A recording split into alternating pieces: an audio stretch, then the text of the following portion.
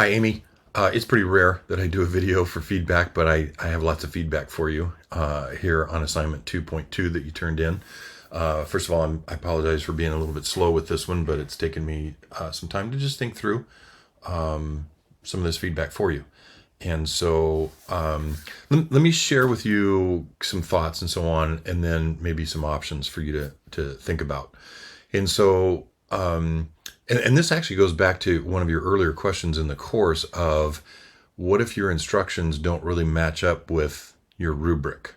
And that's what I'm kind of looking at here and realizing that I need to add a little bit to the rubric for this assignment. But I feel like you missed a major component in the instructions. And so let me address that. So the instructions were worded to where the goal of the assignment was for you to be very student focused in your response here, in your reflection, and how you would change things with your assignments and so on. In other words, it was supposed to be very focused on how feedback would change for your students, with hopefully some growth in this area. And to be perfectly honest, your response was much. In fact, I just watched it again just to be looking for even some of those specific words, how I'm going to change my feedback for my students, and I never really saw that. It was all very teacher centered. These are the things that I'm looking for in order for me to figure out where my students are and so on. But what the goal of formative assessment really is, but that's part of it, but what the goal of formative assessment really is for your students to grow in their skill sets, in the things that you're looking for. Hopefully you're making that clear within your rubric that, these are the things I'm looking for. And each time you turn in this type of assignment, I want you to grow in those skills and so on. And I didn't really see any of that within your response to this. And so, but if you look at the instructions for the assignment, it's things like with the goal of providing more specific feedback, or additional attempts, allowing them additional attempts, or reteaching techniques, or whatever it might be from the feedback from them.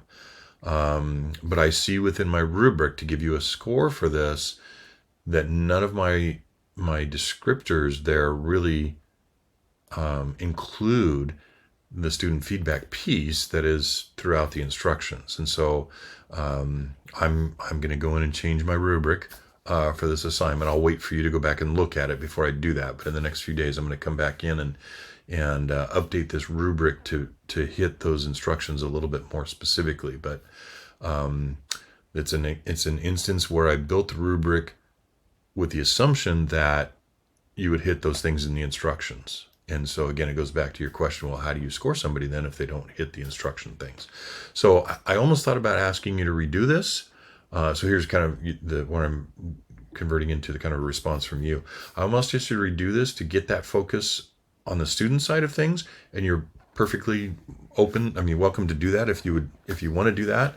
I wouldn't focus real hard on the score on this assignment, but in terms of your overall grade for the course. But if you want to rethink this, just to think it through for yourself from the student perspective of things, then that might be worth your time to do. But that's something for you to think about. Just a secondary thing, you mentioned changing to Kahoots, and this is just feedback from my experience, completely up to you again. Unless you do the tool in Kahoot where you actually download their spreadsheet of responses from every student and so on, and this took me a while to kind of reflect on or whatever. Really, after I was done teaching, almost. So when I was teaching high school before I came to Fresno City, the school year 2015-16 specifically is when I really hit Kahoots hard, especially with my advanced students. It was fun. In class, they got into it big time. It was just a huge competition and so on. But it was typically, not always, but typically kind of the same students that were, in the top 3 or top 5 or whatever. And I never really went back and looked at the complete. It was always just a fun activity to do in class and review and that kind of thing for the day. But you don't really give much feedback to students using Kahoot, which again is kind of the focus of this assignment. and you don't really get a good picture of where everybody stands other than the top few typically. And so that's, again, just for your thought process there, depending on how you use that and so on, just throwing that out to you. So I'm going to go through the rubric here a little bit and try to apply the instructions to it and give you a score. I haven't done that yet. But again, completely up to you whether you want to resubmit or at least for your side, not necessarily having to do the formality of resubmitting, but at least for your end, kind of rethink this a little bit from the student's perspective. How would you change things to give them better feedback to where they're going to grow as they continue to submit similar types of assignments? And they could even be just videos, of them doing sign language and so on. How are they going to grow in that skill based on the feedback that you're providing? So hope that helps. Think that through. Again, your option of what you want to do with this.